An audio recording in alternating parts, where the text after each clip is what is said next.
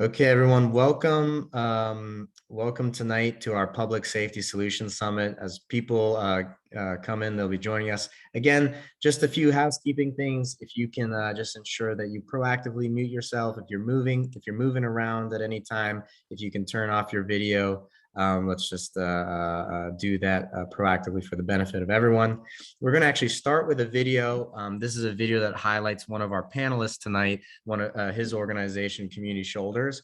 We'll start that off as people are making their way in. If you could turn your attention to your screen, which you already are looking at, we'll start with this video.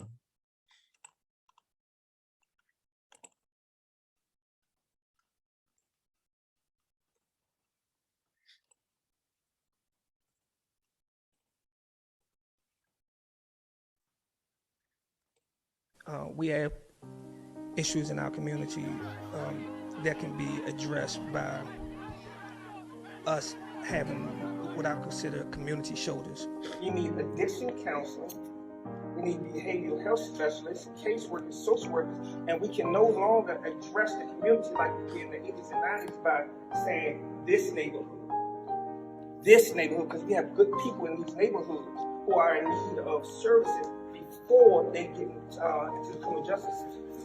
So we get out there and address these people, these families. Let's say we develop a treatment plan. Like if I engage this family and I have the education to address this family, and I can sit here with a treatment plan and say, hey, let me go back and call Miss Benson. Let me go back and call Reverend. Let me do this, and I can get those resources immediately. Who the hell are we to tell them what they need? They know what they need, so we need to listen to what they're saying. Who are we to say that we better than anybody in this community, that we can come to this community and tell them how to act, how to live, and who they should believe in? We need to sit down together and build something from the bottom, from the roots, and come up. So we're coming in here telling them what they need instead of, hey, can you help me? Help us? That's what we need.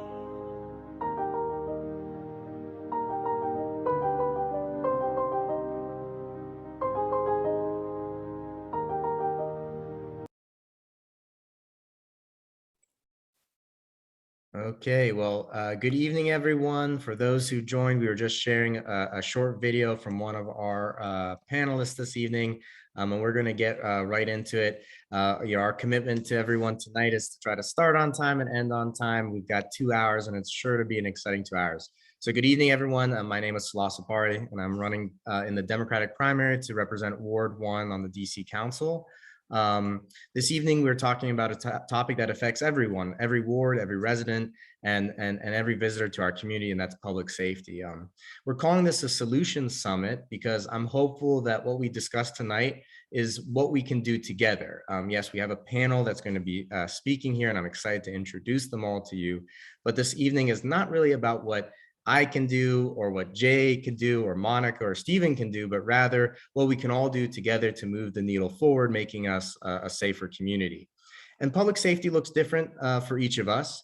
In some neighborhoods, the concern might be having raised sidewalks. In some neighborhoods, it might be dealing with package thefts or break-ins. In other neighborhoods, it is gun violence. And we saw that the other day when this panel was prepping for the Zoom call. Actually, Jay had to dive off of his couch because of a shooting that happened right outside of his house. So the problems we're facing are real, and we want to hear what's on everyone's mind. We also want to hear the solutions people have. And what's concerning folks most. And, we've received a lot of great questions in the registration form, and we're going to address those. But before I do, I just want to take a moment to address a few housekeeping items. Like I said initially, just please proactively mute yourself. And if you're moving around, turn off your video just for the benefit of everyone else on the Zoom. We'll begin the evening with some introductions, and then each panelist is going to share a little bit about the work that they do. And then we'll jump straight into the questions we received. And after those, if we have the time, folks who signed up to speak, we're going to open it up and we'll give everyone 90 seconds to speak. And then Kira, who's on the Zoom, will tell people when they have their time. And we don't want to cut people off, but we want to be mindful of time. So continue to interact in the chat if you'd like to. And we're on Zoom. And so we want to make this as interactive as possible. And so we're going to use a system called Slido to make sure that we can poll and get people to interact, even if they're not speaking. And so for that reason, I'm going to pass it over to Stephen Benson, who's on the call, one of our panelists, and he's going to walk us through Slido right now. So Stephen, if you can take it away. Gotcha. Good afternoon, everyone. Stephen Benson, great to join you guys. I'm a current Ward 8 resident, but former Ward 1, so definitely love my neighbors out there in Ward 1 and looking forward to this conversation. Are you gonna pull it up? All right, cool. So this is how Slido is gonna work on your separate mobile device or another screen on whatever you're looking at this Zoom on. You can go to slido.com, that's common spelling, SLIDO.com. And you're gonna wanna join our code of #264-264.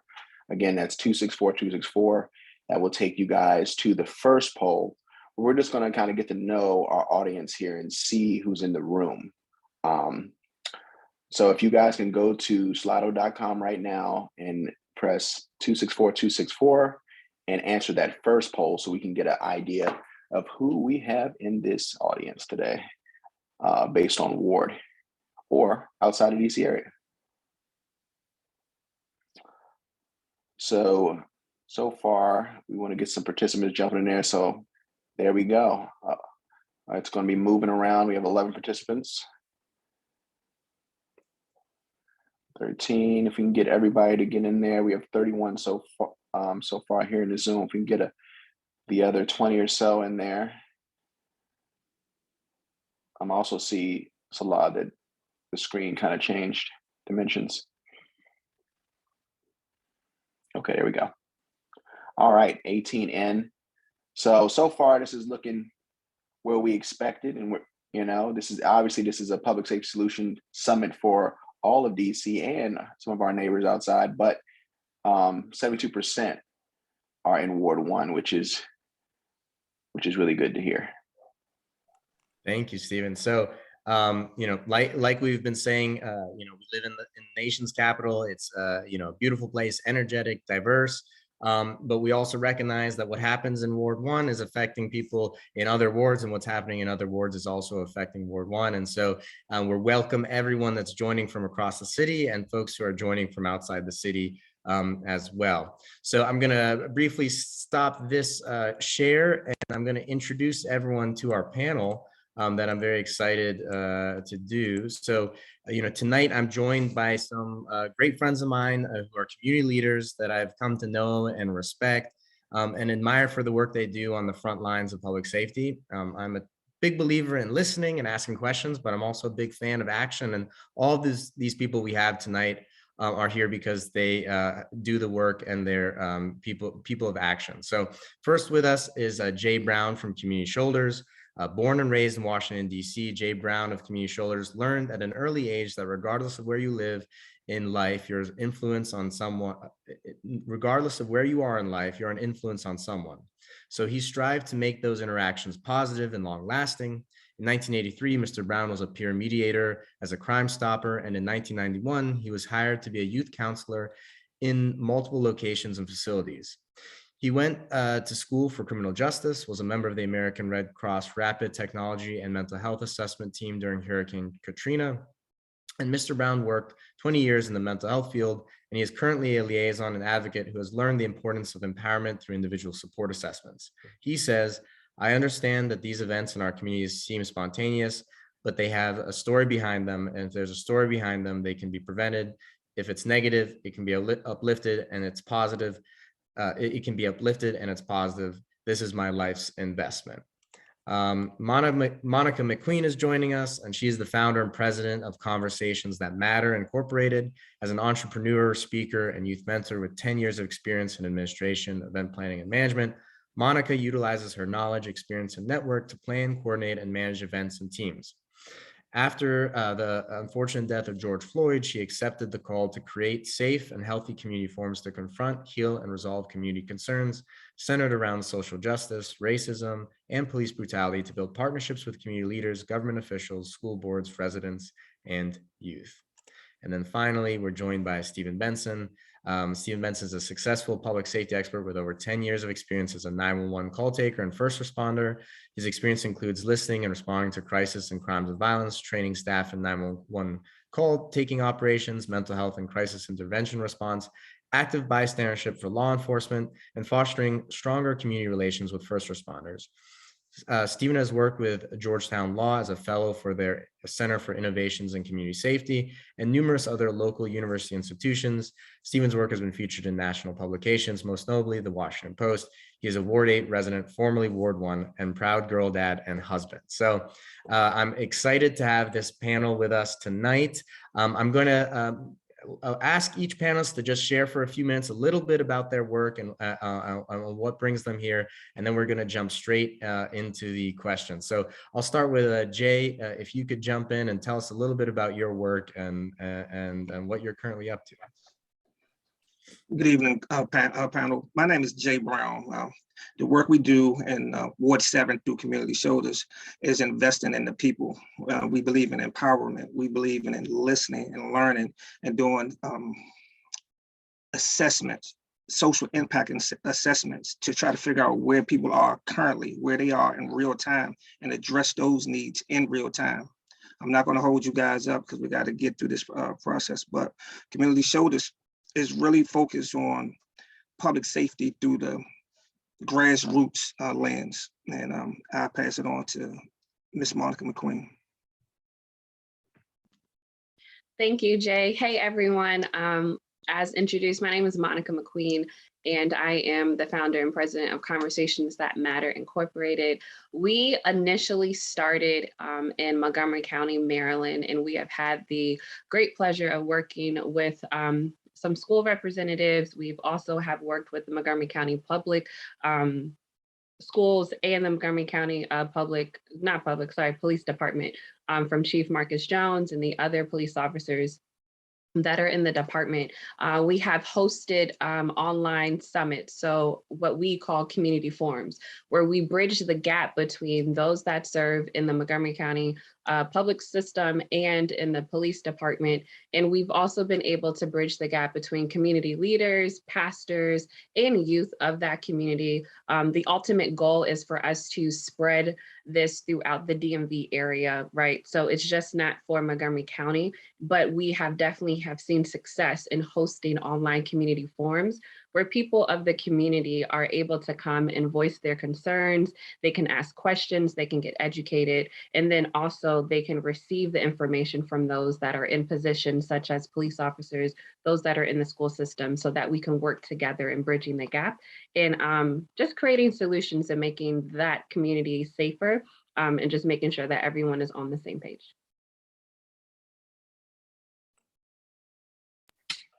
I'm Stephen Benson, as Salah introduced, Ward 8 resident, former Ward 1. Happy to be part of this panel. Some of the work that I'm currently working on is helping Prince George's County government get a new response, a crisis, mental health crisis response to 911. But I've done a lot of work in the field of first responders, interacting with community, crisis intervention, focusing a lot on harm reduction these days. But I'm really glad to be a part of this. I'm gonna minimize my voice and let's just get to this program and hear everyone else's voice.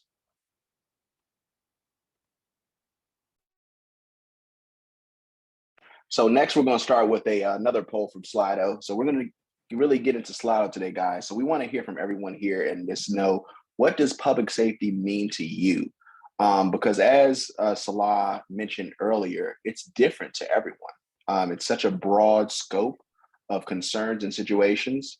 So with this poll, please enter a word or phrase as to what public safety means to you. And if you go to Slido right now, we have activated this question. The code is still the same, 264-264. And if we can get some participation here, we definitely want to see what public safety means to you. And as people respond, I'll open it up to the panel. You know, from your experiences, what does public safety mean? You know, what does our response to public safety look like? And I'll just open it up to respond as people put in answers to the question. And also just to let everyone know that everything you enter here on Slido is completely anonymous. So definitely feel free to, you know, be honest with us here when it comes to these questions and these polls.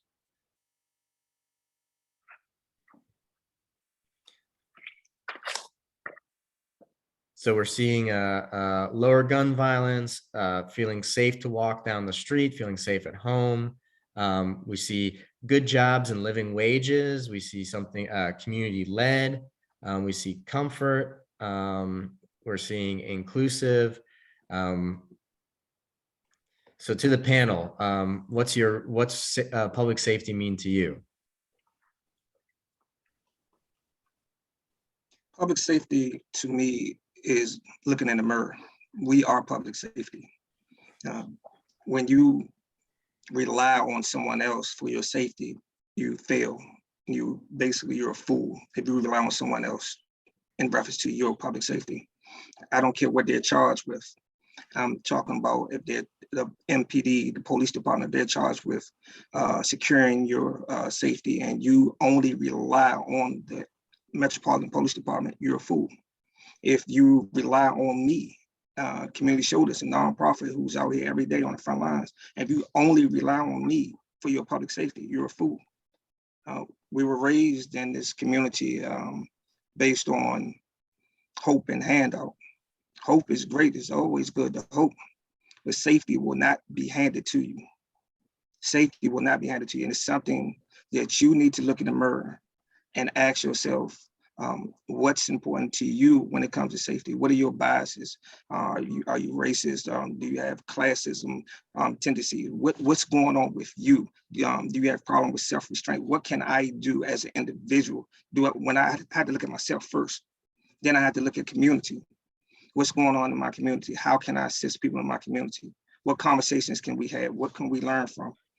And the universal language here is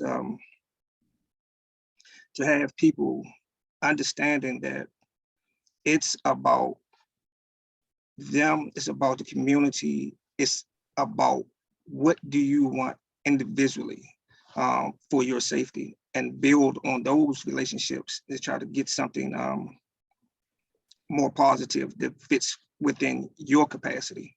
And I'm gonna leave it right there. If I can ask Monica, based on your experience hosting conversations between community and police and other government officials, what do you hear? What does public safety mean to people? What does it look like? Thank you. I definitely want to piggyback off of what Jay said. When you really think about, well, for me, when I think about public safety, it really just means, you think about the public. That's in general, that includes everyone. So it's not isolated, it's not a one person's job. The public is everyone. When you post something on social media, that's to the public. So everyone can join in, everyone can make a comment. So when you're thinking about a community, everyone that's a part of that community or the surrounding areas should and have an active role in what happens. For me, and what we have seen with Conversations That Matter is, yes, there's conversations that have happened about police brutality, about racism, and things of that nature. But then there's also concerns about trash that's being left in front of, the dumpsters, about noise complaints and the delayed time that it may take for an officer or someone to come and resolve the situation, or anything that may happen about maybe someone's complaining about someone standing outside too long by a bus stop. Like, who can I talk to about that? So everyone has different experiences based on their surroundings.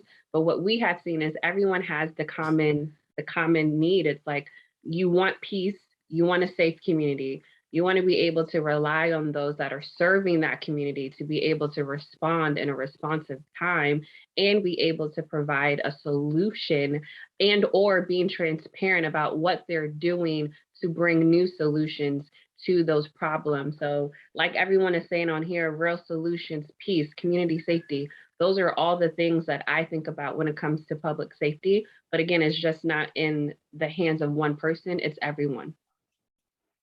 That's excellent, Monica. And just unpacking what our community has put here, we got 22 responses. And interesting enough, we have one of the two boldest ones that we keep getting is community-led and more police presence. So, the duality of that, what we're saying here is we do want more police presence, but we also just and equally want community-led. And pointing to community-led, I just want to go to our panel again. What is community-led public safety? Well, community shoulders, community-led is addressing the quality of life concerns that individuals have from the grassroots, from the root. So you take success. Success looks different for everyone. So does the quality of life looks different for everyone. So you have some people who may want to get their kids a job. That kid may have a learning disability. So public safety can revolve around that, because that kid with that learning disability who can't get a job may have to resort to doing something that they think they need to do to survive without the proper coping skills.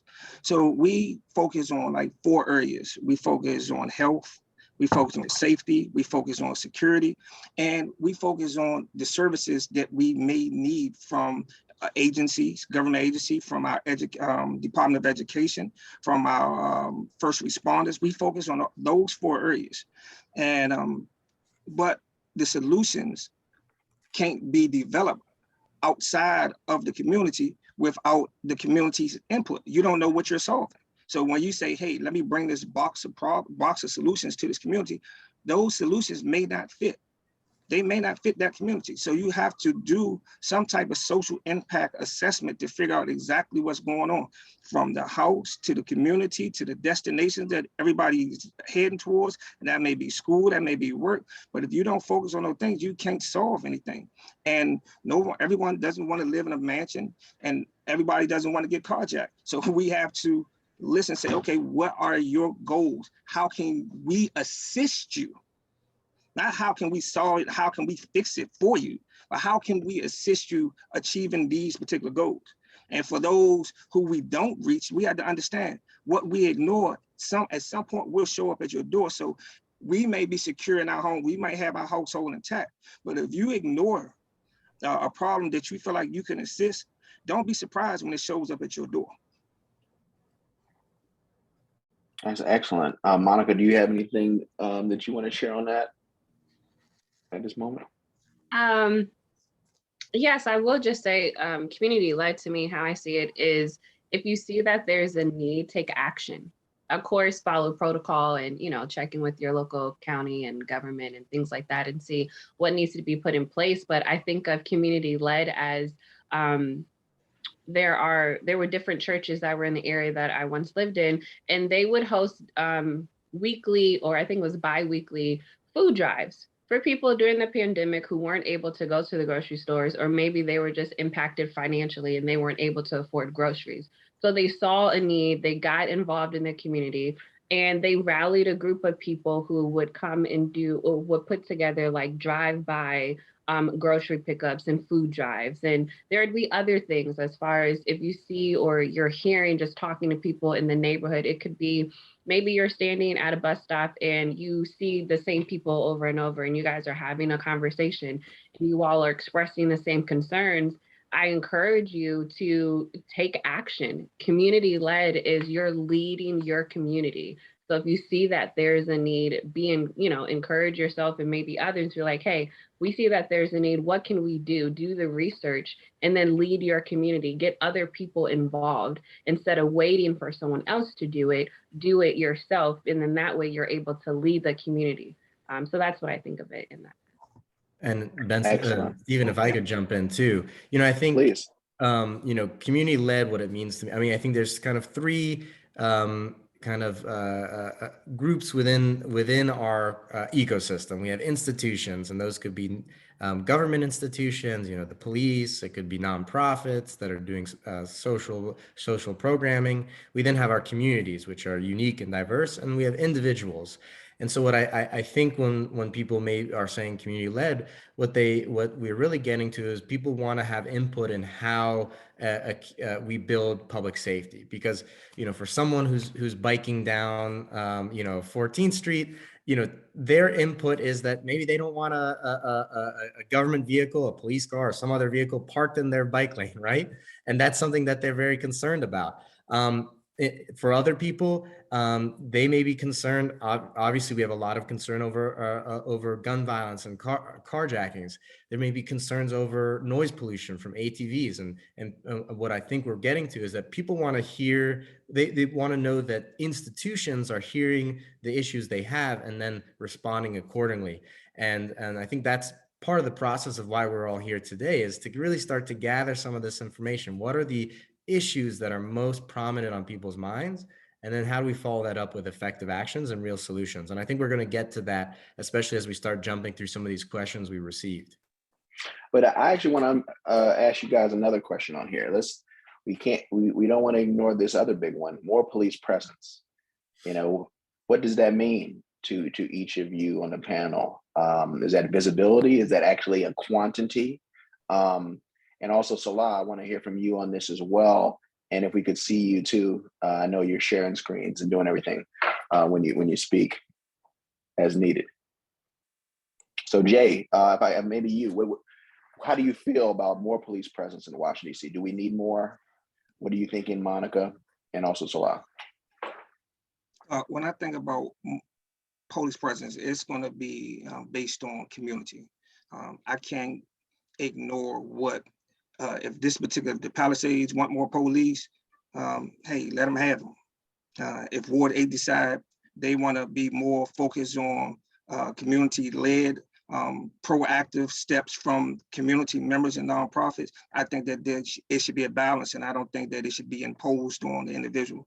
When we're in the community, we identify, we organize, and we put action plans into place. And sometimes it may include police and sometimes it may not.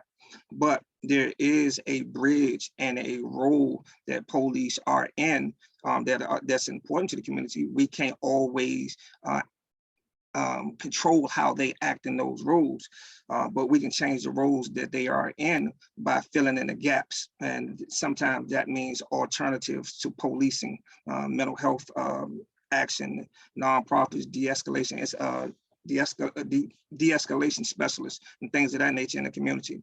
So there are different options, and that looks different for everyone. So I can't speak on what 16th Street may want unless I speak to the individuals on 16th Street and see why they want more police and if it's beneficial and the data supports it, versus just more police necessarily equate to less crime.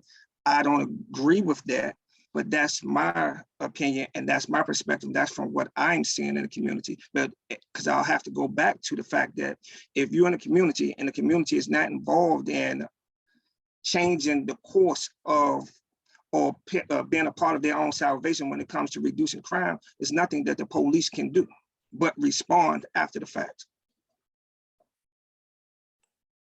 I think Jay, you touched on something that if the panel will indulge me, we can jump into a little bit more as these kind of alternatives to police response and what those look like. And one thing that I advocate for is that when it comes to violent crime and responding to violent crime, investigating violent crime, we need the police to be able to do that. But at the same time, and I think your work, Jay, speaks to this, that there's a lot of conflict or issues in the community that aren't necessarily escalating to violence, and so that it's not always an appropriate response to have a police officer for family disturbance or a mental health call or something like that. And you have spoken to me before about kind of these social impact assessments that you do. How do you meet people where they are and get them the services that they have?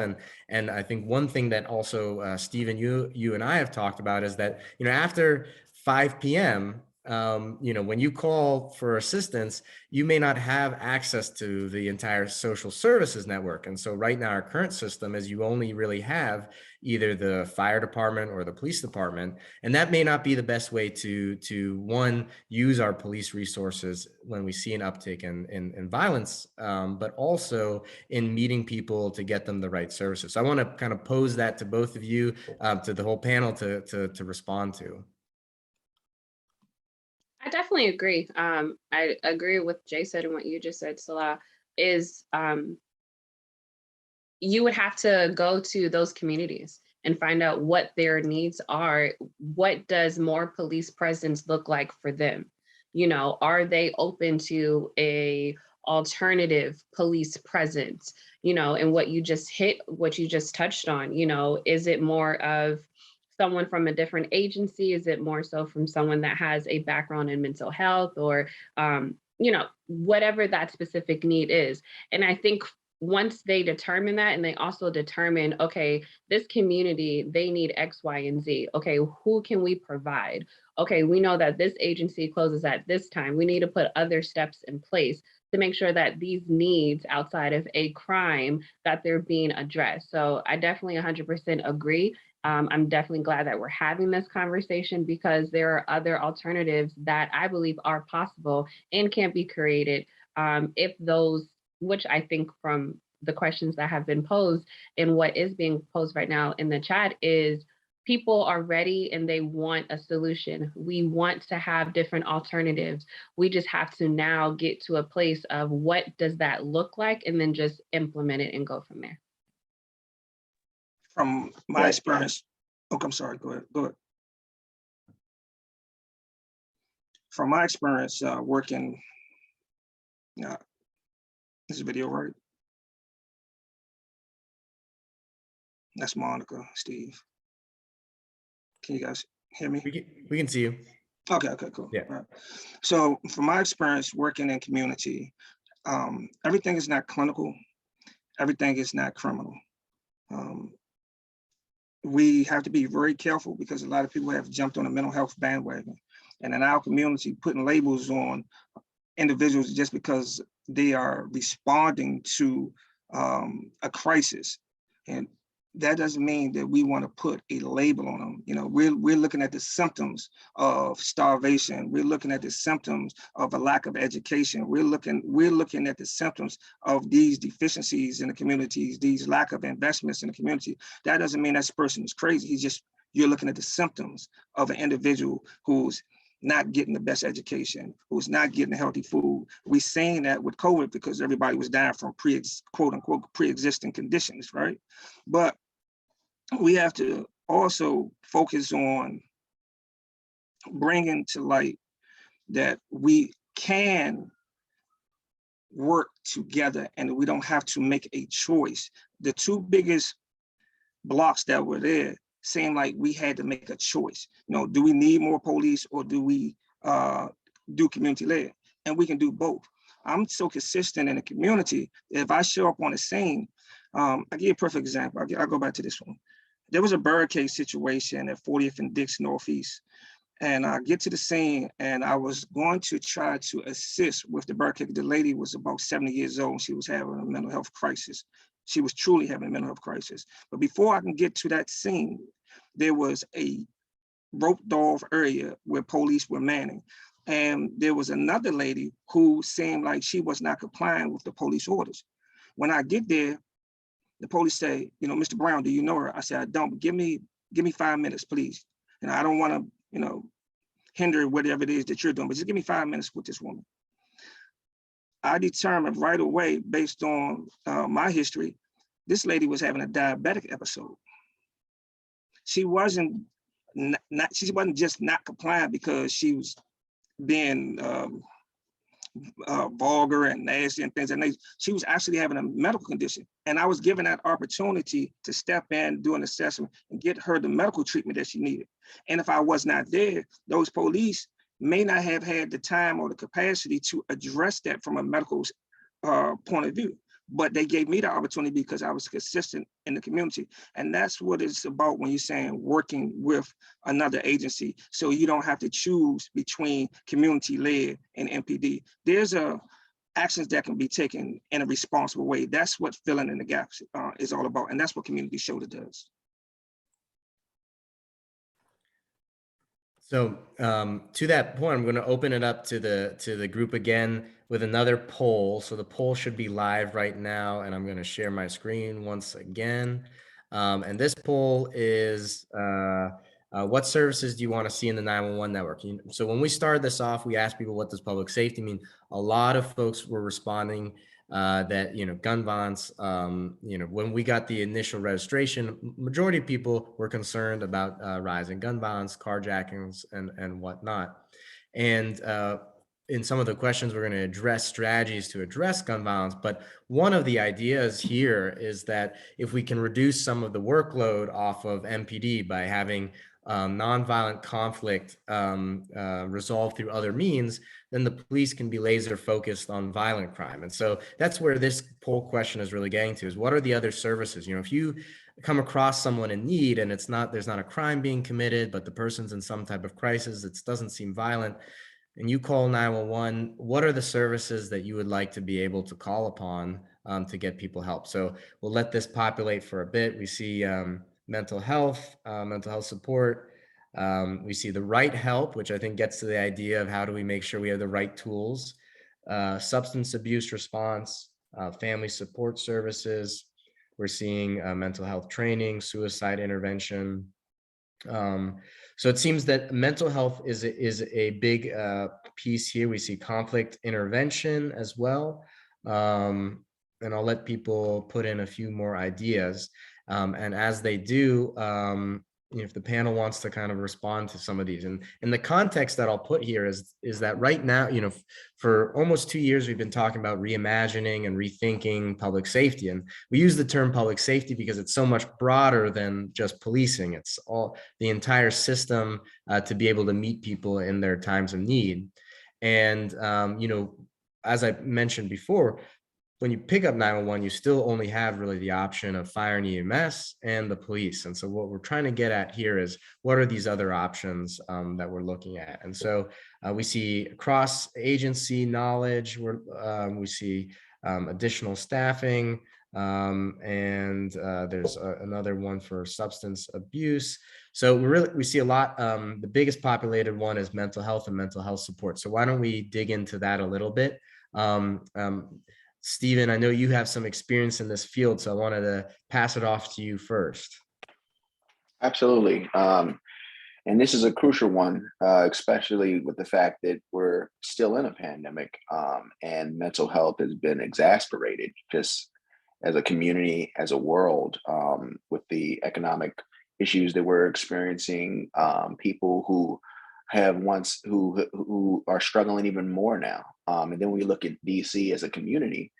We recognize that DC, and how you put it before, is a tale of two cities. And we have communities that are suffering and underprivileged in DC, particularly Black and Brown communities in DC. When we look at the wealth gap, the income gap, racially, and the access to resources. When I lived in Ward 1, I could run into a Whole Foods versus right now it's better for me to go to Virginia. There's 2 grocery stores in my ward and the adjoining ward. And that is exasperating people as well, access to food and the struggle with that. But when you talk about connecting mental health response to 911, this is no easy thing. I know DC is in the process of doing that and is slow rolling that out. It's definitely a collaboration with both the police and the fire side. It needs to be taken. It's something that you have to roll out, starting with those low risk calls, anything And you got to remember how our system's built now. You're dealing with a call taker that is going to say, hey, tell me exactly what happened, right? And based on what you're saying, it has to be a call that you think you can refer to a person who, and make sure the ambiguousness of the call doesn't have any possibility of danger, and when we talk about danger, I mean, what we have to ask our mental health responders, what is something that you don't feel comfortable responding to, right? And I think when you look at other models across the nation, there's a co-response that I think is very important, is a response that we can mitigate any potential dangerous situations, or things that can escalate to the level of harm.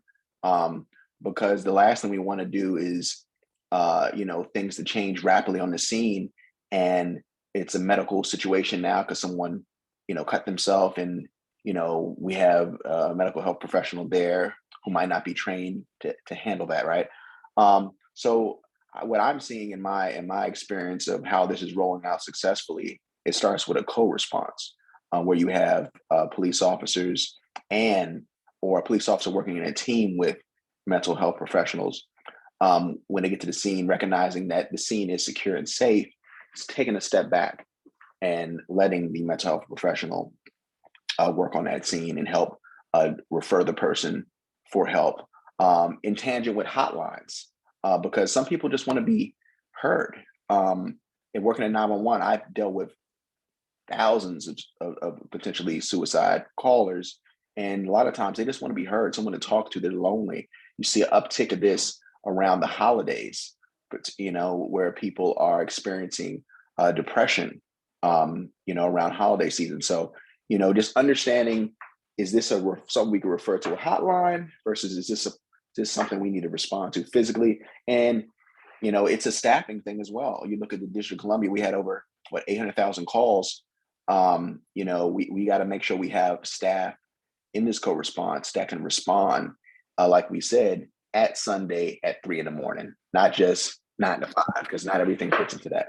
But yeah, I'm curious to hear from our panelists as well, and you and Salah on this. Well, I also just want to jump in, Stephen, that, I think it's not even also that controversial of an idea, right? Right now you have police officers and firefighters and EMTs that respond to calls. And if it's a medical call, the fire and EMS will take it first. But if the police arrive, they know that once the experts arrive on scene, that they can step back and hand it over, right? And so we can develop that. And there's other municipalities that are doing that. And the question, to your point, is, how do we ensure we have the staffing to do it? How do we ensure we build out a either co-response or singular response? And then how does that free capacity so that in this time where clearly on this call, a main concern people had is gun violence and carjackings, which I would argue is the responsibility of the police respond to. How does that free up capacity then so the police can be focused on what their true mission is, which is to respond to and investigate violent crime? But with that being said, I'll open it up also to the panel to answer. Here we go. We're talking about decentering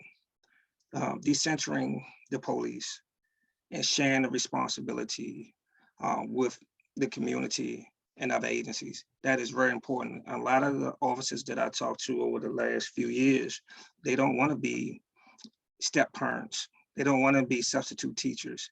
They want to be police officers focused on the laws that are in place right now. Some of them we agree with, some of them we don't.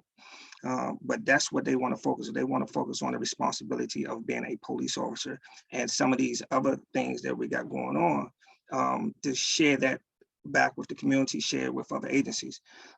We talk about mental health.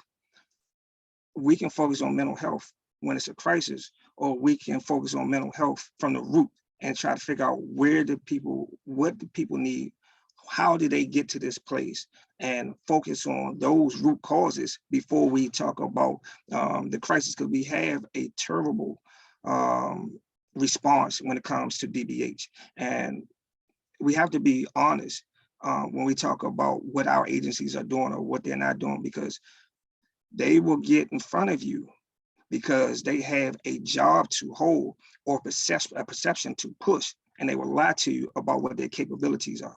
That's why I always go back to saying, you are not going to get public safety handed to you without you getting involved. So you have to focus on why this person is going through what he's going through. And that could come from hunger, like Benson said, with our lack of options in this particular community. It could be in Ward 1 where you guys may have money problems, you know, saying that we can't identify with. Somebody put in the chat, what do you do about public intoxication? Public intoxication. Well, you have options. You know, is this person belligerent? Is this person violent? You have to sit up there and make a choice. But if we have police officers that are willing to decenter themselves and they're not a threat to the public, although public intoxication is a crime, but if that police use that discretion to free himself up and there's somebody that can de-escalate that situation, we can go that route. So, but you have to be responsible when you're on the scene, not and knowing, first of all, you can't do it all. We cannot do it all. We talk about, when we talk about the different responses, the different agencies, 911 is not only just an agency that responds to 24/7. They're the only agency by law that is required to respond 24/7. And maybe that's something that we need to look at. Having these agencies that are out there not respond when it's convenient, not respond 2-3 hours later after they, you know, some right now, you call it DBH or crisis hotline, they may not get there 2 to 3 hours. But if MPD got there 2 to 3 hours, there will be some consequences. And we need to look at that as well. Jay, you literally took everything that was in my head. What I was going to say was maybe we need to look into changing the structure of the other agencies that are already in place, because there is a need and we have to be able to fulfill those needs as a community first and foremost, but then on the institution level as well. And even to sorry, I was going to say a title that I should not say. To Stephen's point about offering different alternatives for if a 911 responder, if there's some type of training for that person and they're able to ask certain questions and then they're like, okay, I've answered these questions that an officer would need to know, like, okay, it's okay, we don't need to go. Now this person can direct them to somewhere else. But maybe as a precaution, just depending on the scale of the situation, maybe just go and see and make sure like everything is okay. But everything that you all just said was literally in my mind and what I was going to say. And so I just agree. And I think we're on the right path of making sure that we get the solutions for this community. And for those residents, go ahead. Steve, I don't know why we just keep on, but for those residents and community members who want to get involved and don't know how to get involved, you can reach out to community shoulders. But I also recommend that you reach out to your other agencies in your community that you feel that addresses the quality of life issues that or concerns that you may have, and do some training together on how that response looks, so that you know if MPD shows up and they know who you are, you can say, hey, I know this individual, or I know the symptoms, or I know that this particular drug only lasts about such and such time. Let me handle this. But you have to have some type, or we together, we have to have some kind of training together to know, to have a better understanding of what it is that our qualifications are when we're in community, and know what we expect from each other. I like what I'm hearing, and I think one of the things that jumped out to me, what you guys shared, is holding these other agencies accountable, right? You know, we see the MPD on Zoom. We see the chief at MPD, and he's out in the community. But you know, we need to see some more chat with DVH. We need to see some more chat with CFSA, right? We need the folks that we want to be decentering the police, we need them a part of this conversation as well, right? But what we're seeing in community, as what Jay said, is that officers are wearing plenty of hats, right? And too much, you know, 800,000 something calls, less than 20% are really police related. And we need to make sure these other agencies we might have to restructure it. And I can tell you a lot of it sometimes is a liability thing when it comes to these 911 calls. You have to process the call, and you have to send the police, and you have to send fire to board, because if you don't and things go left, that's on you, right? As a call taker, right? So how do we rework the law, like you mentioned, Jay? How do we hold these accountable? How do we restructure it, like you were saying, Monica, so that it is structured in a way that this agency must respond, right? That's really good.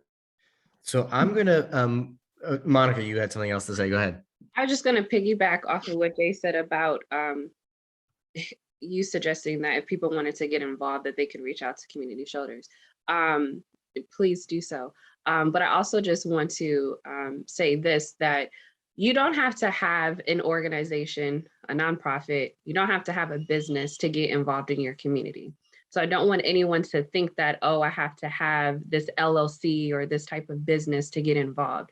You can just be someone that works in the school, a parent, you could be a student, whoever you are, like, don't let that stop you. I will personally say, when we started having these community forums, we were not a nonprofit organization. We were just a group of people who met in a Slack for Sean King's, I think it was Glassroots.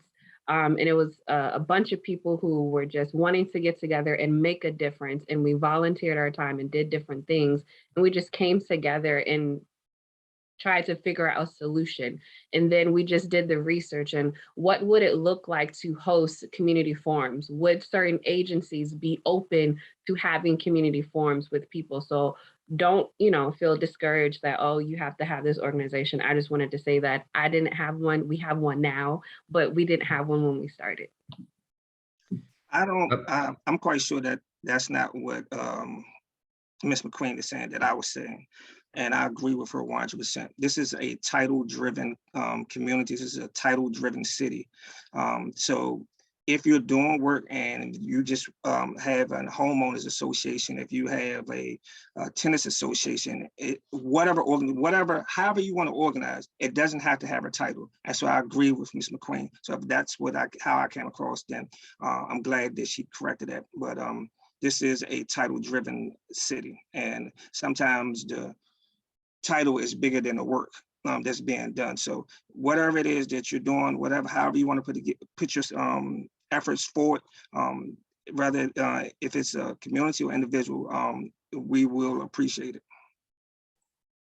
So I'm going to chime in one last thing before we move to our next engagement. And what I also want to highlight for people is, why this conversation is so important. People, like we saw in the beginning, one of the main things people were concerned about was gun violence and carjackings, right? And so what we're talking about in this decentering policing is not removing the police from areas that they're really intended to respond to, the violence, but ensuring that now with less police officers in the city, that we have the ability to have them effectively respond to the issues that they're supposed to. And when we're talking about these alternatives, and Stephen touched on this, at the police department, there is a program, a domestic violence liaison program, where volunteers are trained, civilian volunteers are trained with MPD and a community organization, and they ride with police officers, and on scenes of domestic violence, they then refer victims to services offered in the city. And the reason the department had done that was there's a recognition that,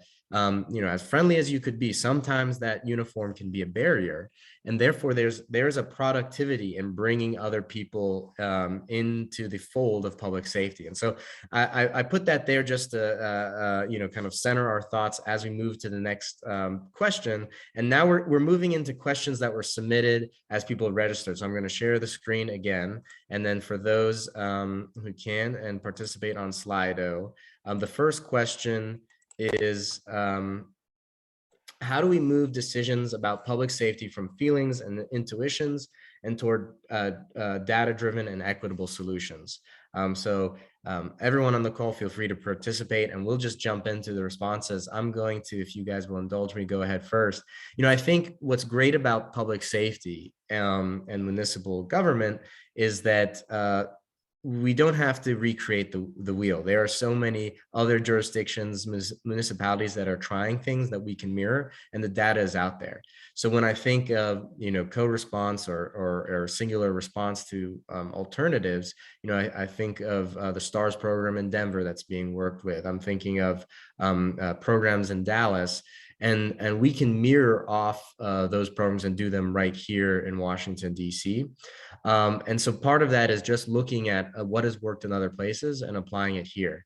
And I think, the intention behind this question is that, in times of crisis, and I would argue we're in a crisis now with seeing the highest number of homicides in nearly 20 years and a rising gun violence. Sometimes we want to take a kind of a knee-jerk reaction to implement change. And so, I'll open up to the panel. What are your thoughts on how do we ensure that the decisions we're making in public safety, whatever they are, whether it's more police, less police, more services, different services, availability 24/7, changing the structures of current agencies, how do we make sure they are data driven, and how do we make sure they're equitable?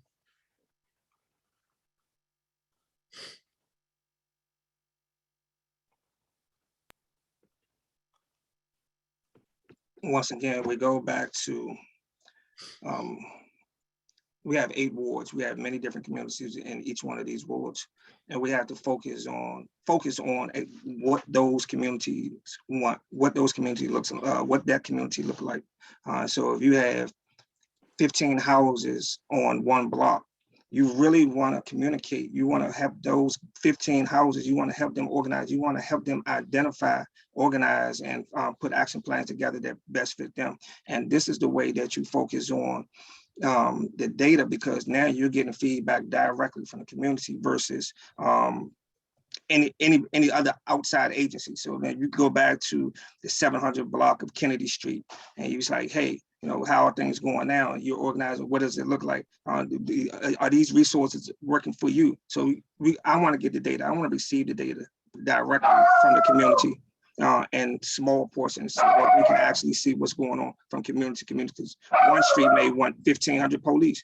The community may not want any. So we had to get that data back directly from the community. So what I hear you saying, Jay, is transparency in that too, right?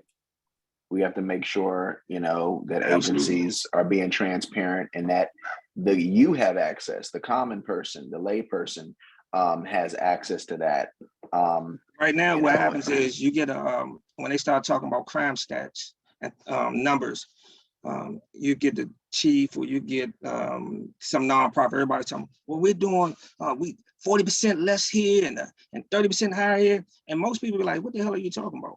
But if you can actually get those stats from this particular block, from these 15 houses, and their investment in themselves, and what does that look like? You can't talk about what's not fair if you involve in everybody in the community, because the stats that's been put on us now is based on strategies that's been put in place by someone other than the community. So if DBH or MPD or whoever, they come out with a summer initiative crime plan. When they come back with that data, they want to have that data to align with that summer initiative program. I'm not saying they making data up, but it has to, they wanted to align with that. But in the community, you want to say, oh, I'm not saying that. This is not what I'm saying. I'm saying something different. So I think that data should be more driven, or it should be something that a way that we include the input from the community and what they're saying versus what the data that you're getting from other agencies. Not to keep singling out MPD. It's just easier to say. I got a follow up to both Monica and Salah. So we're talking about transparency with data, right? What does that mean? How do we do that? Because even we've seen organizations flip data to a conclusion that supports, and I'm not just talking about agencies of the government. It could be the ACLU. It could be a nonprofit. They could say, hey, well, based on this, we think this. Do we just need raw data so we can come to our own conclusions? Is this an independent thing? What are your thoughts there, both Monica and Salah? I think it is. It comes down to full transparency. People don't sugarcoat it; just give it to us raw cut and what it is. And I think people will have more of a respect level for those that are making the decisions, but will also respect them even the more when they include the people who will be affected by these choices, decisions, changes. But I think it also goes to the point of being able to include the people to be a part of making those changes, not you just taking data and collecting what you think is happening, and you compile the data and say, okay, well, this is what we have discovered, this is what it is, so based on this is what we're going to be doing. It's just like, wait a minute, I wasn't even involved in this. I didn't give my input. Now this change that you're doing affects me in a way that I wouldn't have wanted to be affected. So if someone actually just took the time to actually give that data and they were just honest, I think that would be great. I will say, I'm not sure if MPD has this, but I know in Montgomery County, they have a Citizens Academy. And so you get to spend one day a week, I think it's like 12 or 15 weeks, and you get to see all that happens in the Montgomery County Police Department, how they're trained, the policies, all the information, those things, so you can see firsthand what happens. So, when you're out in the streets, if something happens, you know what to do, what's supposed to happen, if you're supposed to approach an officer, or if you're not, how you're supposed to handle that situation. But I attended one, and they provided so much information for each different area in the neighborhoods, like the rate of crimes and the response times and all those different things. So I think even there's good data that can be shared so people are educated and enlightened about what's happening in their community. And hopefully that will help to spark an interest to get more involved. But then there's the other side of data where people should be included so that they can contribute to that data. And let me add this. There are trainings. There are a lot of trainings that teach people how to manipulate data to continue their funding. And that's nonprofits, that's government agencies, and the public needs to be aware that people are trained to manipulate data or to give you or to speak certain language to make you feel like one thing is what is happening, and that's not what is reflecting of the community. And you got to be honest with the public.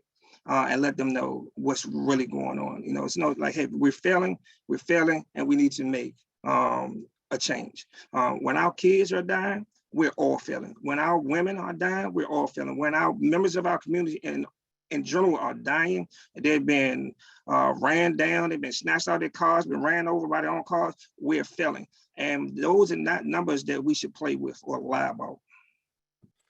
So I think that's a great segue into one of the questions in the chat. We had a question that said in 2015, there were 31 violent gun crimes in Ward 1. This year, they've been 80. What's not working? And what are we going to do about it? So I'll address this question first. So I think there's multiple factors, obviously, right? Sometimes we've seen a steady rise in the homicide rate over the last few years. Of course, COVID happened, and that put even further pressure on communities that were under pressure already. But when we come down to the practical question, people are asking, how are we going to get the shootings and the carjackings and the violent crime to stop? And there's several factors here. The first piece is ensuring that our response mechanisms are well staffed and able to respond effectively. So right now, that's currently our fire department and our police department.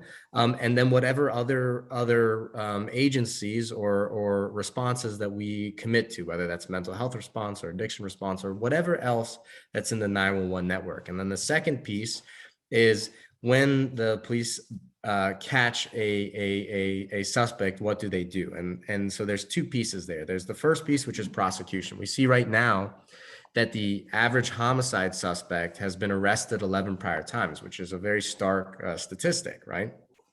And then we also see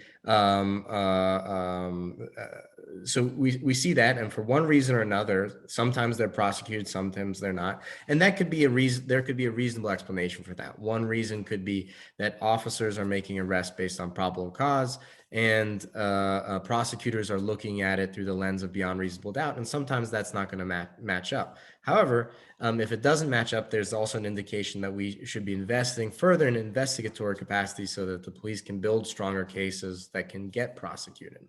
And then on the second side, we have diversion. And diversion is when a young person is arrested, that they may be diverted from arrest. And the idea there is a good one. We don't want young people who have made a mistake to then be, live with this consequence for the rest of their life. However, we have to take a look at, are we diverting people based on age or other factors that really shouldn't be diverted? Or are our diversion programs not actually providing them the support so they can get back on the right track? So there's two pieces there we have to have a look at. One, how do we build investigatory capacity to make sure that cases are prosecuted? And two, when it comes to diversion, how are we ensuring that the people we divert are actually getting into programs that are going to bring them back into the fold of productive community life? And so in the meantime, while we have these two things that we're trying to sort out, the prosecution and diversion, we have a set of data that indicates to us that after a certain number of arrests, someone is likely to commit the most violent offense, which is a homicide. And there was a study that came out recently that's indicated that there's 500 identifiable people in our city who are responsible for 70% of the gun violence. And so it's not a large group of people. So we have this set of data. And in the meantime, while we try to solve those two pieces, right, we have to be ensuring that our entire social human support services network is infused into these people's lives, because violent crime is not random. They're upstream failures that cause violent crime. And so while we're ensuring we're building strong cases, while we're ensuring that we're diverting in a way that's meaningful, we should be trying to catch people up on job training, education, helping them get a driver's license, helping them get a bank account, doing whatever is needed to ensure that someone does not become the next person that picks up an illegal firearm and shoots it. And again, I don't think that everyone can be programmed, through diversion or other means, programmed out of that violent behavior. But we have to have a holistic approach to the violence in the community. So I'll say that to hopefully answer the question in the chat, but I'll also leave it up to the other panel members to provide some input. I also got a follow-up for the panel members as well. If I'm a young kid, I had some run-ins with the law. I come from a situation at home where, we're underprivileged, right? There's issues there. There's trauma there. I get released because, and what's happening, I'm getting released because my court date is set till 2 years later, and they're not going to hold me because, that's not what they're doing. And I go back to my community that's underprivileged. And people are shooting my community. It's almost a necessity to survive in some ways, where you're like, hey, I got to grab me another gun. I mean, what do we do? I mean, how do we heal the community so that we're not just diverting people, letting them have a weekend great time with this agency and learn a little bit of something, pet some horses or whatever we're going to do. We just put them right back in such and such avenue and street or block where there's issues in that community. There's that community struggling. So, what about those complexities? I look at the community. I'm sorry, Ms. McQueen, you can go. I'm sorry. No, I look at. Let's talk about gun violence. To me, the gun is just a weapon of choice at this time. We can take every gun out of this city, and if the mindset is the same, we're going to choose another weapon. We're going to choose a brick. We're going to choose a knife. We're going to choose our hands. This goes back to thinking about the fact that although things seem spontaneous in our communities, there's a story behind it, and we had to get to those stories. We had to get to those whys on what, when, how can we prevent these things? So when Salah talks about the prosecution part, I'm focused more on let's address some things before they even get to the prosecution period. Let's address those things before they get to the prosecution period. During the pandemic, a lot of individuals lost loved ones and caretakers, people who provided great guidance. And when that mandate was lifted and everybody was brought back into the community, it was almost like people were coming back from a war zone. And we sent kids to school with backpacks, but we didn't help them unpack the crisis and things that they experienced. The data also shows that a lot of these kids in school were abused while they were in the house and during the pandemic. Zoom calls that we were on, the kids was telling us, hey, we need help. We're not even speaking to our parents. We're isolated in these rooms. We're not eating. And we didn't unpack that. And so those are those are the symptoms of a lot of the uptick in violence that we're seeing right now. We failed to help these kids unpack what they were dealing with in those households, because some of them relied heavily on what they were getting in school in reference to meals. They didn't have to choose between, do my little brother eat or do I eat? So there were a lot of things that are contributing. And just because we were traumatized ourselves or those kids were traumatized ourselves, it does not give them, they're entitled to those feelings. They're entitled to the feelings that come with being traumatized, but they are not entitled to hurting other people and other members of our community. And so violence in our community, it looks different. It's not just somebody putting a gun to your head. Violence in our community looks different when we only had 2 grocery stores.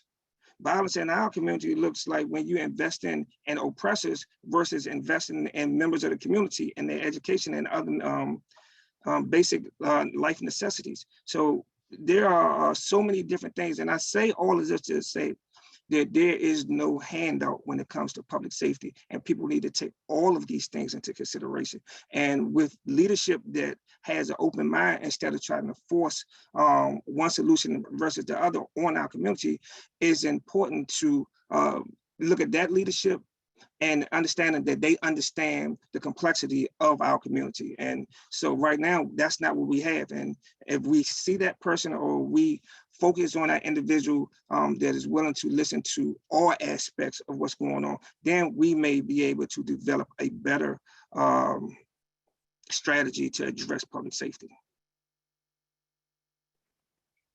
I flip that, unless you have something to chime in, Monica, I want to flip that to Salah.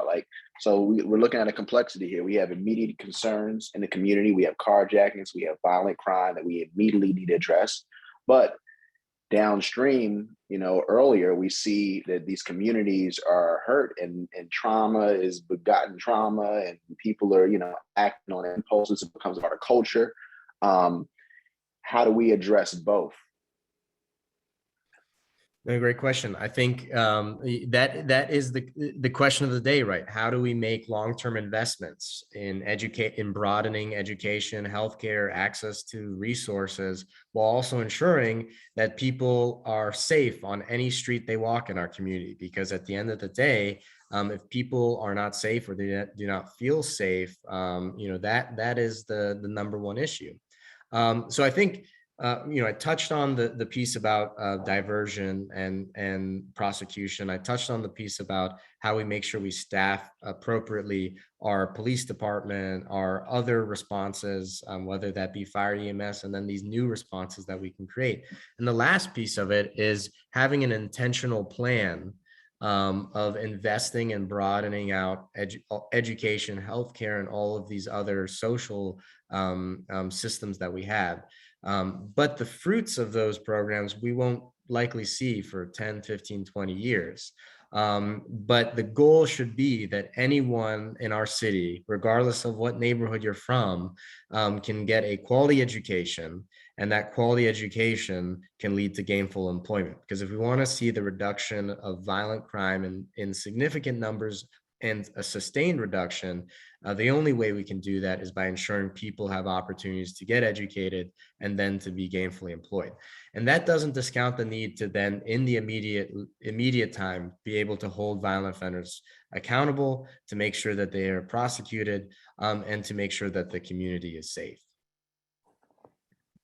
I want to speak to something, if I can, getting back to the root of trauma and what we can do to provide healing. I think if we actually take the time, and which I believe that we are and will, is for that situation that was painted for that young man who had issues, the different things and challenges that he was faced with, and then, arrested, and then, he's released.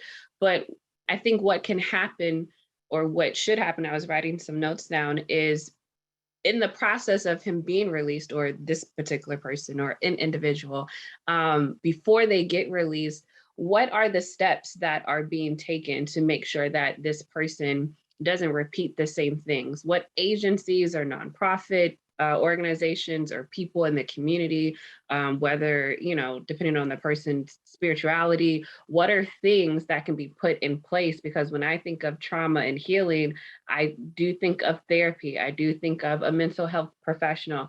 I think of someone, if you believe in a certain faith, then there's someone that can come in and help you unpack, kind of to Jay's point, what the root of that issue is, and kind of going back to understanding what is the root of the anger and the frustration that would lead someone to pull a trigger, or to stab someone, or to pick up a brick, or just to hit someone with their fist. That's just not something that will just come up, just me walking down the street and I see someone and you want to hit them. There are some things that have happened that have led to that situation. So if we could put something in place where there is a group of people that are assigned to persons that are being released, or they've served time, or maybe it was juvie or some type of detention program within the school system, that, hey, so we want to help you. We believe in you, and this community wants you to be better so that you can serve this community better than you left it. Here are some tools. This is mandated, that you have to do, and then keeping that person or persons accountable. But that comes back to who in the community is going to step up and provide these services, or government institutions that will be able to provide it.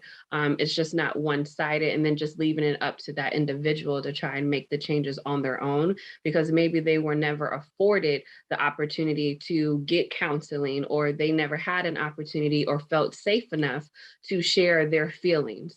I'm sure with Jay and that group of persons that, or young people that they were talking to, they felt safe in sharing those feelings, and then felt safe knowing that, okay, Jay is going to probably help or provide a solution.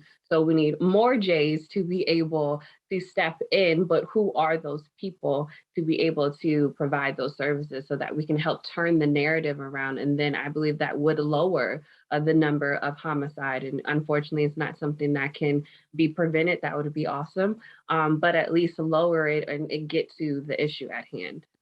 That's what I wanted to say. I agree. And going back to Salah, and we discussed this Tuesday. There are a lot of people, matter of fact, everyone in our community has a problem. They may be able to function with their problem, but everyone has a problem. But everybody doesn't want their problem fixed to fit in our society. And those people, they may have to be prosecuted. So I don't want to get away from that, so for those people, they may want to get, because everybody doesn't want their problem fixed. Everybody's problem can't be fixed. And I'll give you, and I realized that I've been giving you a lot of examples of how things can go wrong, but let me share this with you. 3 weeks ago, I talked to a young man. He was asking me, did I know of anybody hiring? But he had already qualified for the summer youth program, or he wanted to get into the summer youth program. His problem was he can't leave out of his community because there's a high probability of him getting killed. So as a solution, I reached out to DOES, and that community that he lives in, I applied to make that a host site for the summer youth program. So he doesn't have to go outside of that program. And one of the things that we're looking at doing during that 6-week program is a GED to UDC pipeline. So we're still reaching out to UDC to try to focus on, to try to get them to come on board with, hey, if we can help these young men who are maybe 17 to 19, who, you know, they can't even go to the neighborhood schools, but we can get them this GED. So we can get them to UDC. That's hope. You know what I'm saying? That's not handout, because they got to work for that. But it was a solution to one of these individuals' problems. But that individual becomes a solution for the community, because now these individuals don't have to go out here and rob over the summer. When they're left at home, they don't have to choose, do they eat or do their siblings eat? So that's just something that we've been thinking about. So, thank you, Jay, and thank you to the panel. I want to open it up, you know, where I want to be cognizant of time, and we have just over 30 minutes left together this evening. And so there are people that had signed up to speak, but I also want to just extend the invitation to anyone who's on the call. And we'll to be mindful of time. Kira's on the call here with us, and she's going to be keeping time. So please keep your comments to 90 seconds or less, and she'll stop you if if you go over, and then we can continue interacting in the chat. So at this point, open it up to anyone who would like to speak, and when you do, I'll pin you so people can see you, and we'll go from there. Whether it's questions or comments.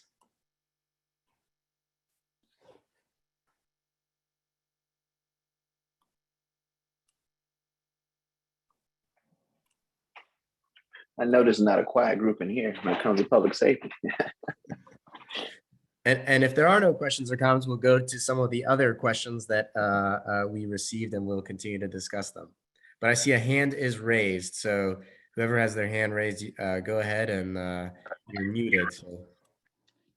Yes, hello. Nice to meet you all this evening. I guess I was curious and was wondering, with the current MPD budget, which I'm not aware of what the actual number is, but is there any way to maintain or decrease the police funding and still have community safety in all of these programs? Or do you see it as a reduction as possible, or maintaining the current level, or is a increase in spending possible and or necessary? Thank you. That's a great question. So currently the MPD, so the city's budget is $19.5 billion, which is a massive budget. And the police budget is less than 3% of that budget. So I think realistically, you know, and most of that budget goes to personnel costs.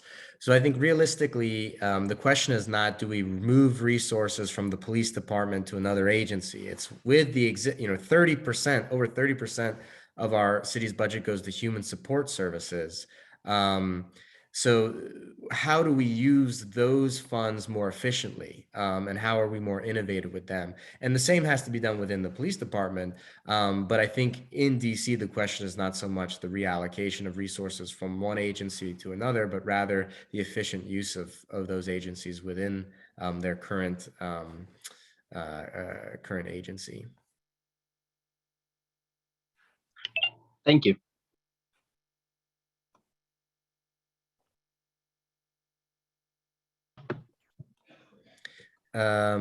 Gary, I see your hand is up. Go ahead. And hey, folks. First, I want to say thanks for the panel. This has been surprisingly very good, actually. I appreciated the ability to talk about this stuff.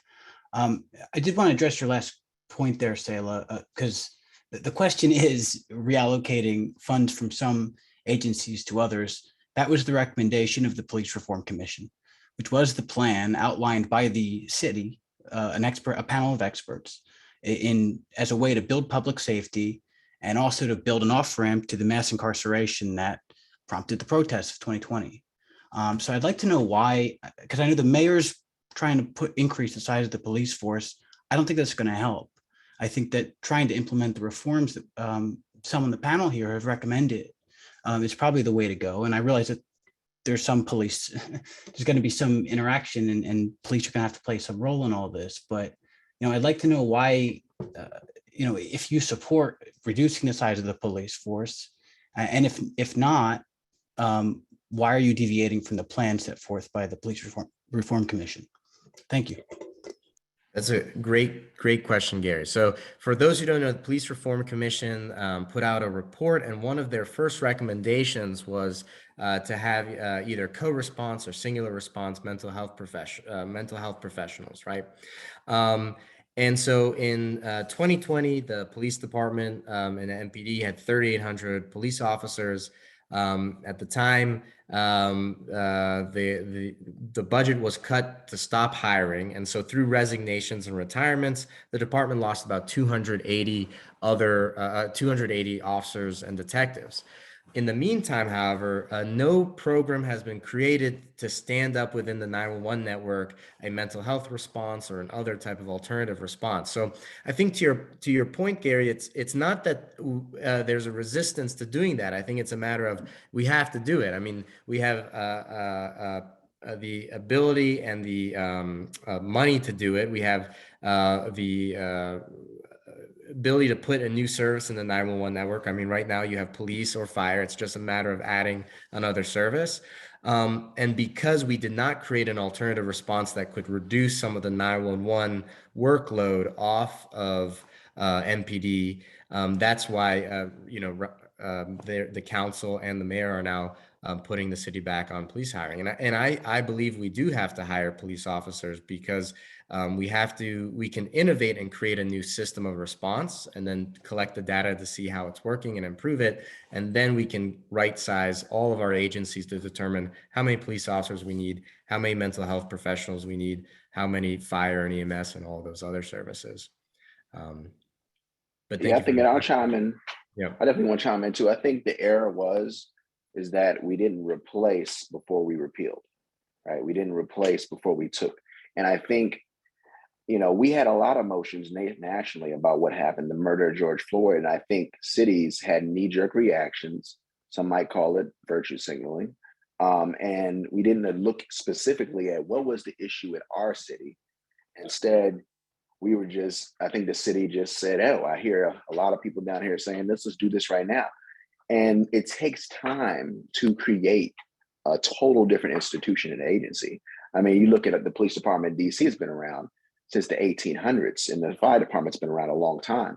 We just can't overnight remove police from community and then create this new thing. I think it was done wrong. I think we should have started slowly creating this agency or whatever it is and how it responds, instituted, and then we replace, because to Salah's point with the article, we have fewer police now responding to the same amount or what we're seeing more violence. So now we have officers, we want to talk about the mental health of officers when they're having mandatory no days off. And DC police officers are responding to every protest in the city, January 6th, and these are not like a new set of officers that you see at the protest. These are officers being stripped from the community to respond to your call to go down to the First Amendment assemblies. So I think there should be a really good assessment of what is that number, how many we need.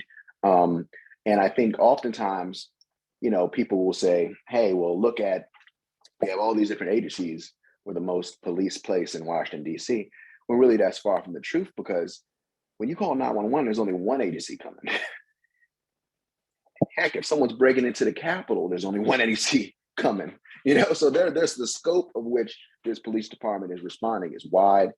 I think everyone is in agreement that we need to create that agency before we just replace things, because now we have the mental health and well-being of these first responders being spent, and now then you run into them in the community and they don't respond the way you like them to respond in communication. I'm not trying to say we don't need to hold officers accountable, but you don't realize that this officer hasn't had a day off in several weeks. So we want to have healthy officers in the community, regardless of what that number is. But I just wanted to add that point. And let me add to this. These conditions that we're living in now didn't sneak up on us. They did not sneak up on us. Now, I'm not talking specifically about MPD and the number of officers they have or do not have. I'm talking about putting in place alternatives, putting in place or having different agencies. I personally went with my organization, and I know countless other organizations went to each council chamber down the Wilson building in 2018 and 2019, even the current Ward 1 council person. And they ignored what we were saying from the community. We were saying then what we're saying today. About the agencies, getting the other agencies involved, passing laws to have other agencies have to show up by law to have them to collaborate to make sure that the police at these centers, because we didn't feel like it was fair to MPD or the community to have MPD to wear so many hats. So those concerns were ignored. When we sat in front of Brenda Nadeau, when we sat in front of her, she dismissed our concerns. We even talked about something that may have, in Ward 1, I know that you have a lot of shootings in Columbia Heights. We gave solutions. We shared those solutions. We talked about the shelters in the community. We talked about some of these young men and women who are aging out of foster care, who are becoming victims of prostitution in Ward 1. We talked about all those things. Those things were ignored. Those things were ignored by the Ward 1, the current Ward 1 council member. And I just want to let you guys know that on this panel, in this Zoom meeting that live in Ward 1, it wasn't just Ward 7 that was ignored. It wasn't just Ward 5 that was ignored. Ward 1 was ignored. I sat down there myself personally. And so these conditions did not sneak up on y'all community. Just want to say that. Somebody got their hands raised. Sudeep, your hand is raised. Well, thank you very much. And this is an incredible opportunity for us to learn from the leaders like Jay, Stephen, and Monica, and also you, Salah. I just wanted to ask a question, knowing that you are a visionary, and I want you to envision that you are the council person. One of the things that I personally feel from a standpoint of our neighborhoods, our community, folks like Monica and Jay and Stephen, they have the heartbeat of the problem in our community. And leaders tend to at least portray during their election cycle that they're understanding what is going on. But at times, what happens is when they make it to where they do make it finally, it seems they lose the sense of how to find systemic and comprehensive solutions. And part of that is because also they let go of those people who build these communities and who sustain these communities and who lead these communities. And my question is twofold, and one particular example I want to provide or give you a scenario. That one of the things I felt deeply is that we are now at a point that the civic sense has eroded to the point that we don't even understand that what civility is. I'm just bringing this as a problem because that in fact impacts public safety. And we don't have structured programs about creating an awareness about the public safety itself. If you go and ask some young men and women, what is public safety, much like the adults here, they don't understand that concept. Because if any efforts are being made, it's through the leaders that are here today. But more importantly, my question is, we are also going to face some challenges in the next 2 or 3 years during the span of, say, your council personship there. And one of the problems is none of us imagined January 6th would happen, insurrection. And Washington, D.C. is so unique that when something happens right about 2.5, 3, 4, 5 miles away from us, there is a greater chance next time the Capitol will be better protected, but our streets, what's the guarantee? And to me, how do you, as a leader and a council person, will continue? What's your vision? What would you do to continue engaging the community, people, families, parents, children, everybody, in saying, how do you even begin to sense the potential risks that you may have to face in your community? And we are already living with carjackings, we are living with gun violence and stuff like that. But these impending, and I'm telling you that no one can say that this is not going to happen at all, because we already experienced something that we never thought would happen on January 6th. How would you, as a visionary, sit there among your colleagues, and what would you do for people like us in the ward to keep us safe? Thank you for that question. You know, I think you hit on the anxiety that I hear from a lot of people, that people do not feel safe, and more than just feeling safe, I want people to be safe. That requires us to have these conversations, one, to get a pulse on the community of what are people feeling and what are they seeing, what are their ideas and solutions.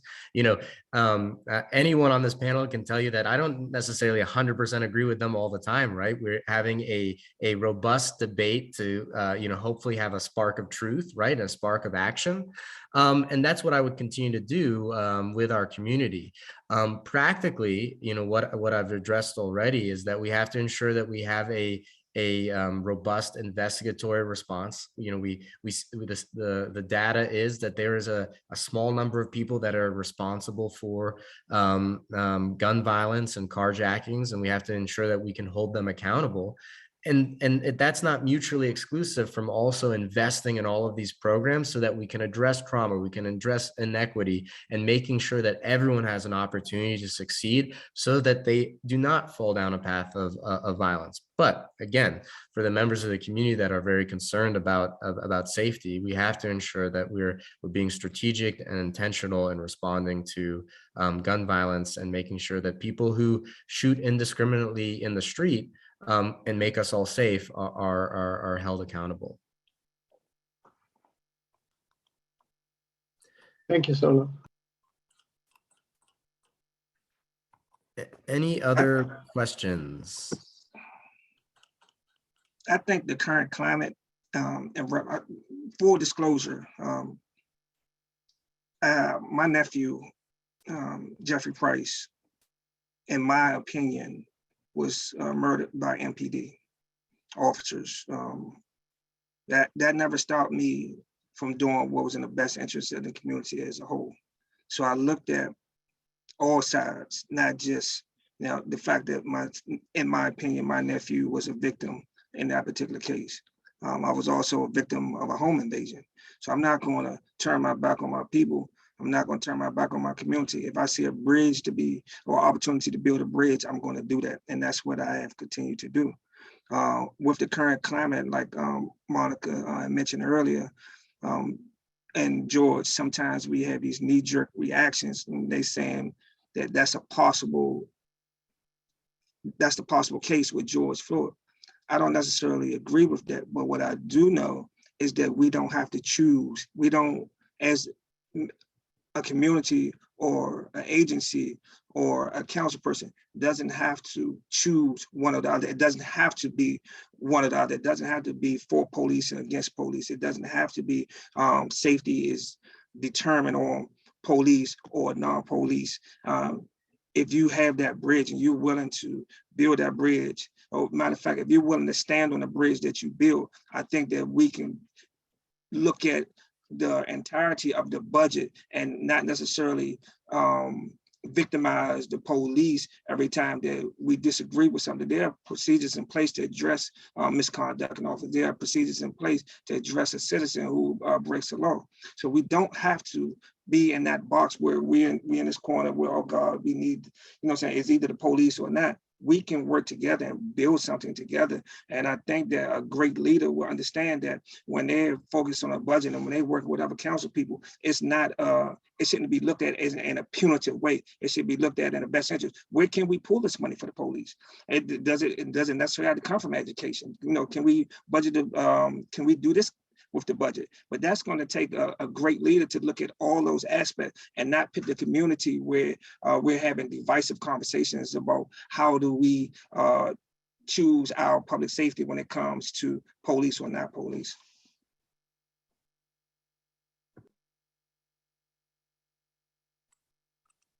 Thank you, Jay.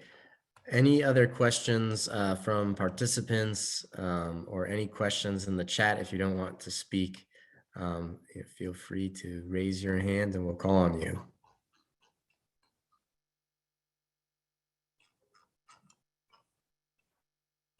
Or any other comments from the panelists?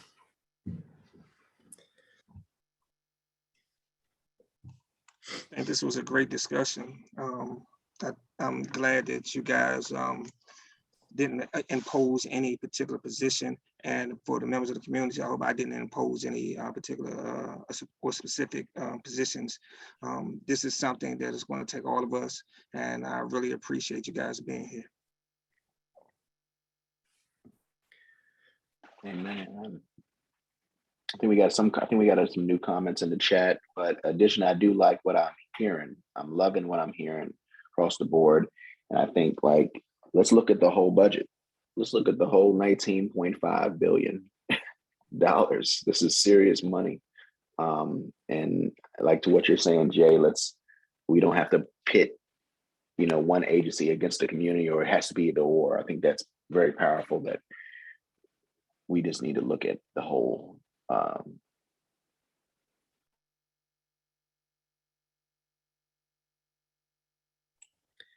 Well, I want to thank everyone for being here. I want to thank our panelists, Jay, Monica, and Stephen. As you can see, this is a continuing conversation. There's no way we can wrap up all of our thoughts and ideas in just 2 hours. Our intention is to continue to have these conversations, whether online or in person. Before we leave, since we do have some time, there is another question from John. Many answers about more broad common sense multi-agency. There's a lot of talk recently about an MPD. Okay, so this is a very specific question, John. I appreciate you bringing it up. And I think, I would agree that, an audit on any government agency is an important thing to make sure that first address what is the mission of the agency. We have to define that. And two, is it meeting its mission effectively? But was it also important to understand when we do an audit on any agency is that we have to make sure that the doing of the audit doesn't actually create an additional burden on the agency. So that means making sure it's funded and making sure we're putting in the right resources, personnel, and otherwise to collect that information and to determine whether an agency is meeting its mark. And at the end of the day, the role of the council is to provide oversight to these agencies. So I hope that answers your question. So with that being said, hold up, Salah. There's an important question here. Somebody asked about school safety, and my take on school safety. We have security officers who work in the schools, and a lot of those security officers come from our community. They not only know what's going on in school, they know what's going on. They know that specifically what's going on in those kids' communities. They know what's going on in how some of these security officers are friends with these kids' parents.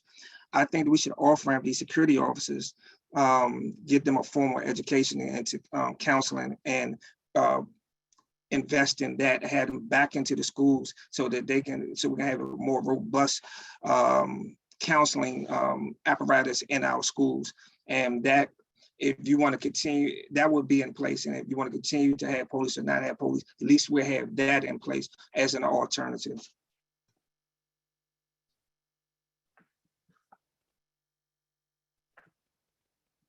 Great, thank you. Oh, go ahead. And I had a kind of, just as we wrap this up, and if more questions come or comments come, great, definitely let me know. But how do we, going back to the beginning, engaging the community, how do we engage the community outside of just who has internet and go on Zoom? Because at the end of the day, we're privileged. Not everybody in our community has access to the internet to be able to do this. And I'm curious to some of the responses that the panel has, because that's what needs to be done next. And also, how do we empower our audience in whatever field they are into moving the integer to public safety just one notch? And we don't have to, one person can't do everything. You're not going to A to Z stop everything, but how does each one of us just move it just one little notch over to where we need it?